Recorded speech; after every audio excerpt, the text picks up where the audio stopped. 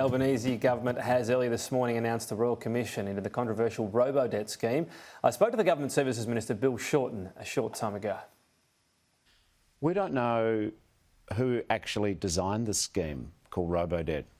We don't know who authorised unlawful debt recovery against hundreds of thousands of our fellow Australian citizens. We don't know why they ignored the repeated complaints, the repeated warnings.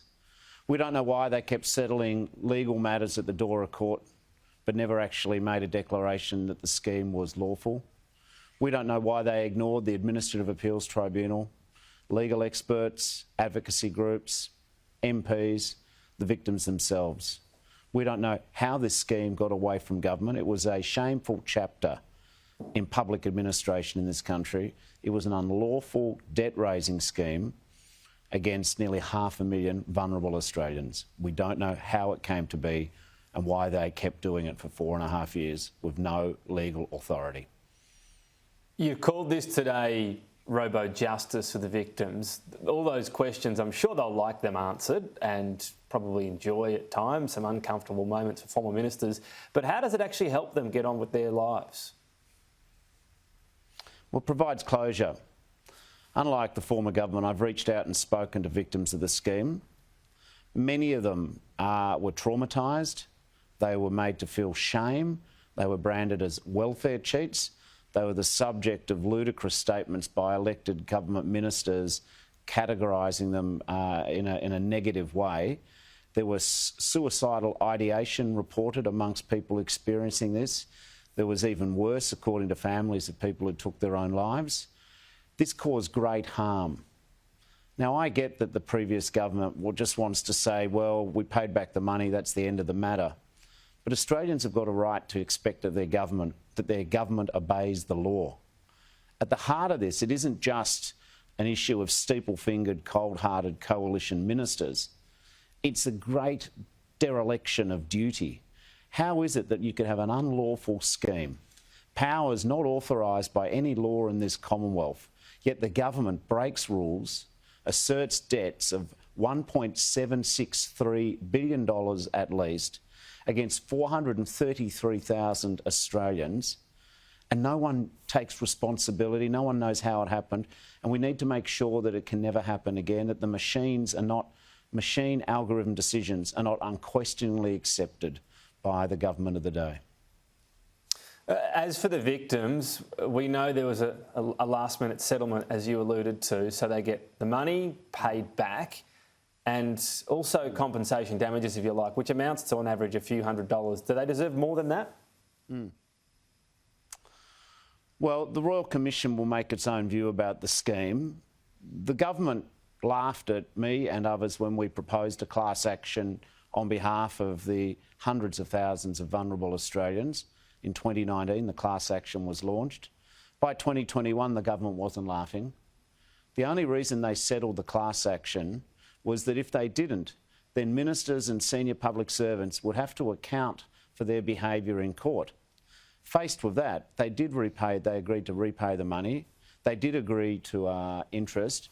They did make declarations that the scheme was unlawful, but we still don't know what happened. This is about finding out the truth, why it could happen, how this shameful chapter in Australian history was written. But the Royal Commission will be open to what? Suggesting more compensation, and would that have to be paid by the government? Oh, listen, what the Royal Commission recommends will be up to the Royal Commission.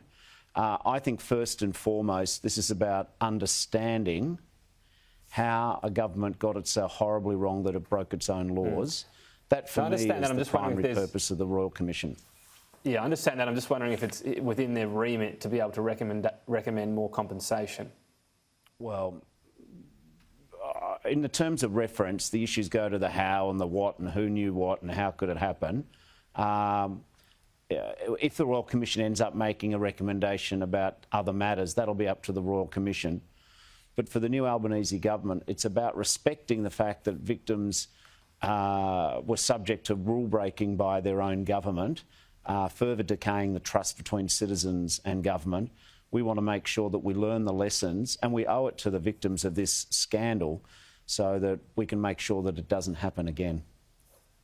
So, as you alluded to, there's no reference here to the Royal Commission to come up with more compensation. But if they wanted to go into that area, they haven't been stopped from doing so. No, a Royal Commission's is the emperor of all inquiries, so it goes where it goes. But for the new government, for us, it's about making sure that we respect the victims, the 433,000 people where their own government break the law, act unlawfully towards them. My primary goal is to make sure that we understand how this could have happened so that we can make sure it doesn't happen again.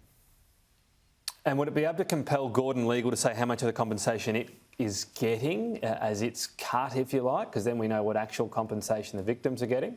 We already know whatever Gordon Legal got paid was set down by the federal court. So we already know the answer to that. There's $112 million in interest payments. That starts flowing from the week of September the 5th. 99% plus of the victims have now either had the debts written off or have been repaid money that they were unlawfully debt collected from. In terms of the legal fees, that's just set down in a transparent manner by the court. Okay, and just finally on this matter, income averaging and going back that far appeared to be the difference. So-called Robodebt or automated debt notices had happened before for many years, but it was income averaging that seemed to change the game. So Labor will never use income averaging in this manner? No, well, let's be very clear. I know that desperate coalition spinners are trying to say that the coalition just did what had been going on for 30 years. That's just a lie. I'm calling it a lie right now. And anyone who says that is lying to the public. The Commonwealth conceded when they settled the class action that it was unlawful, that this was a scheme which commenced in or around July 2015 to November 2019. What has happened since then is that we've put human oversight back into the scheme. But right now, as the new minister, I've asked for a review of how the Commonwealth conducts its debt recovery systems. I think we need to be a lot clearer with people. When the Commonwealth alleges that a person's received an overpayment, we need to be able to explain to the person why the Commonwealth thinks that.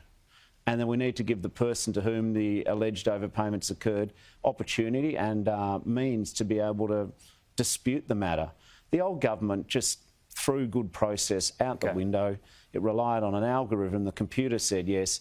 And the previous government didn't even have the wit, the capacity, the inclination to ask when the machine spits out a number, maybe the person complaining is right and the machine is wrong. Bill Shorten, got to leave it there. Thanks for your time today.